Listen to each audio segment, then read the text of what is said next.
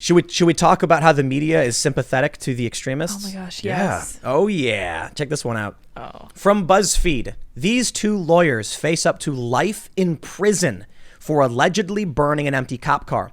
The federal case against the lawyers, Colin Mattis and Uruj Rahman, is a stark example of how the Trump administration is cracking down on Black Lives Matter protesters. What? They made several mistakes writing this article. Oh, tell me. So the first thing they said is, we admit it. This is Black Lives Matter. Done. Every statement of support, every banner at every football field, every knee bent on the field is now represented by two people who are giving out and throwing Molotov cocktails. Whoa. That was a mistake. Antifa separated Black Lives Matter from the violence, even though I kept saying, we know these people, they're yelling Black Lives Matter. Right, there's a lot of cross culture going on. So thank you, BuzzFeed, for giving us the facts that these people who are going out and burning everything down are, in fact, representatives of the Black Lives Matter movement. And there it is. The other mistake they made was that, I think it was in the tweet, so I wonder if it's included in the article. Yeah, here we go. They go on and bring up how these people are immigrants. I got a question, BuzzFeed. Why does it matter that these extremist arsonists, these people arrested on charges of being arson and other, I guess I don't know what else was charged. We'll read into it. But what does their crime have to do with them being immigrants? You know what this sounds like to me? What it sounds to me like these countries that these people are from are not sending their best. Oh no! BuzzFeed, what have you done? Other propaganda. Yeah, oh no, BuzzFeed. BuzzFeed, are you making pro-Trump propaganda to say that the children of immigrants are that somehow correlates? Man. BuzzFeed, you don't not like Trump, do you? Listen. It's an absurd notion, but they're trying to garner sympathy by saying they're immigrants being prosecuted, and instead they're saying firebomb arrests and immigrants, which are completely unrelated. They're extremists. It's their political ideology. It has nothing to do with who their parents are. Right. I'm sure, in fact, their parents worked very, very hard to get here and are probably very upset with them. Let's read a little bit of this and see what they have to say, because the tweet they put out, it all seems so sympathetic to these poor Black Lives Matter supporters, protesters, who there's a photo of them in a car holding Molotovs. Oh, wow. I mean, it looks like them. I'll put it that way. I got to be very careful because we're dealing with innocent until proven guilty and all that stuff. Here's what BuzzFeed writes.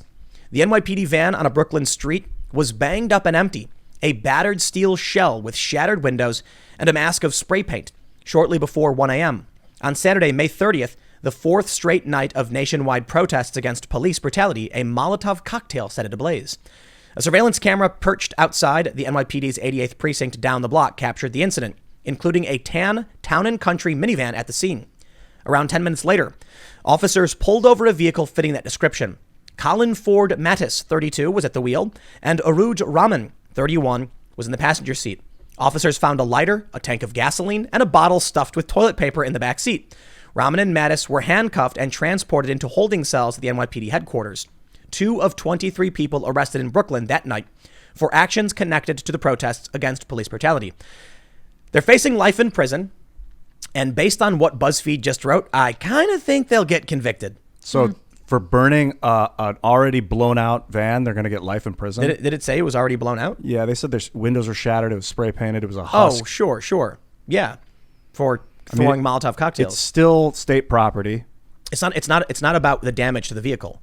It's about people driving around with Molotov cocktails and throwing them. Really? I mean, life in prison? What if it's an act of terrorism?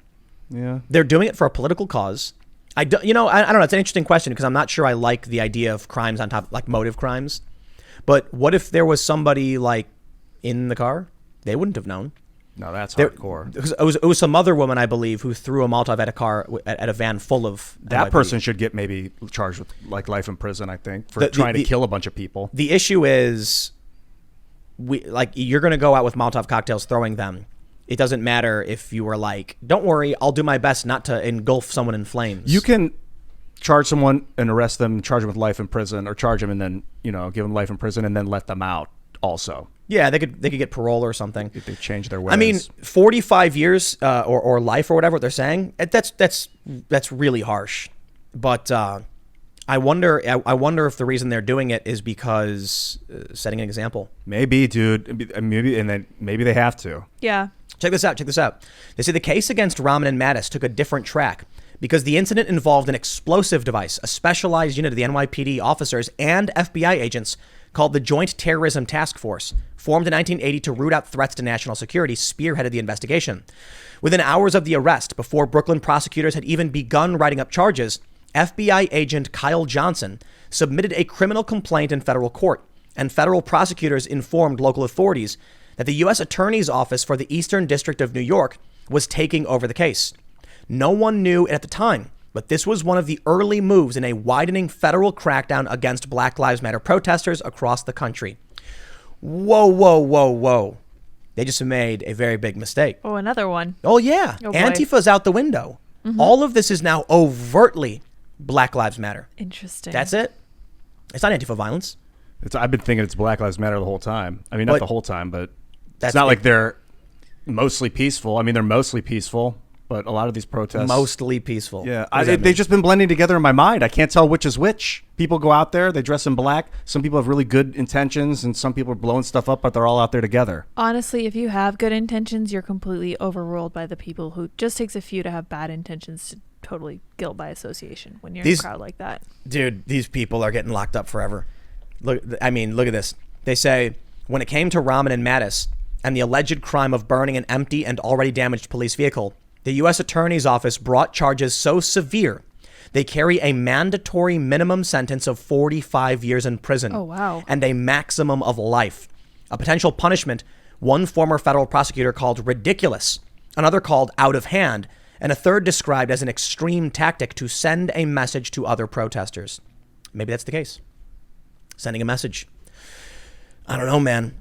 I'm not a fan of making examples of people, giving individuals harsh penalties so that other people are deterred. No, the crime is on the individual, and the individual should face appropriate crime and punishment. But dude, you could argue that we're at war, right? We're at war overseas, 100% in Iraq, Afghanistan, and this is like a domestic.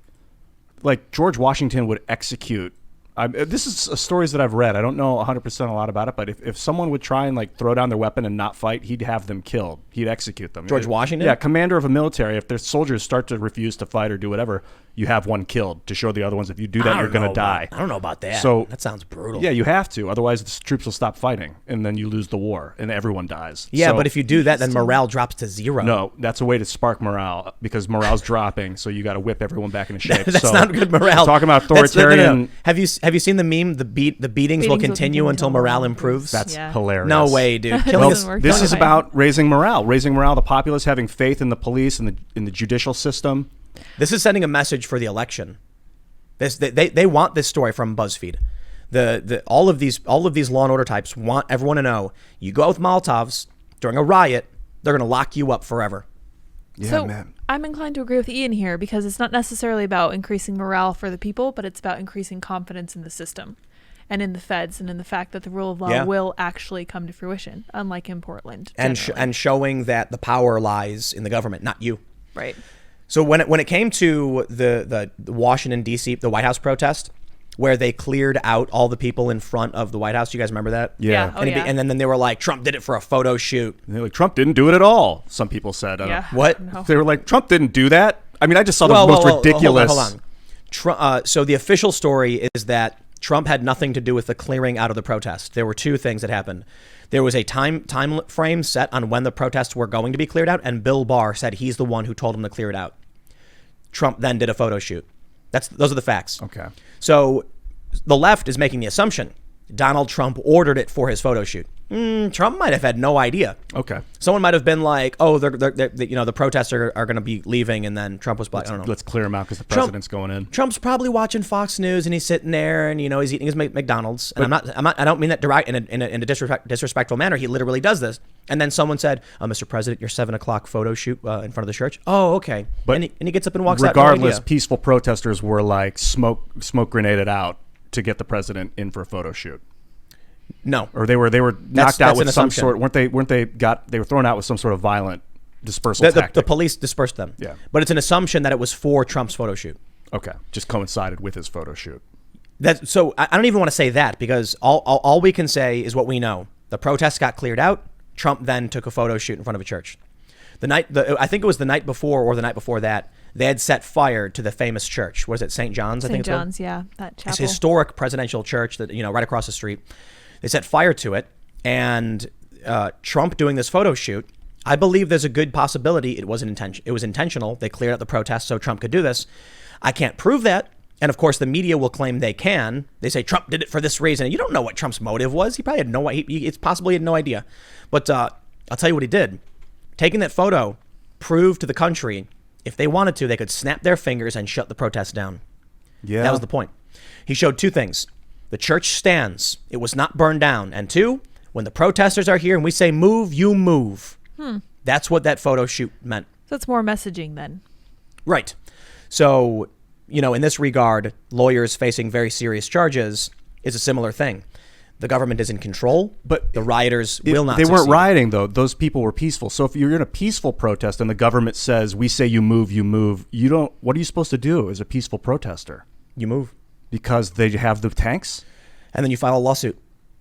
Again, and That's they're how the the ones system that works. are going to do the lawsuit for you, or the ones that perpetrated the crime? No, the police aren't the ones who deal with the lawsuit. Well, it was federal cops, wasn't it? And the lawsuit is your private lawyer going to a court to challenge the executive authority. But the court is under the rule of the same people that... No, the courts are an independent branch of the government. Yeah, hypothetically. I mean, sure. But they're supposed to be. Trump, the right. executive appoints judges who then get approved by legislature. So it's supposed to, there's checks and balances, but that's the way you do it.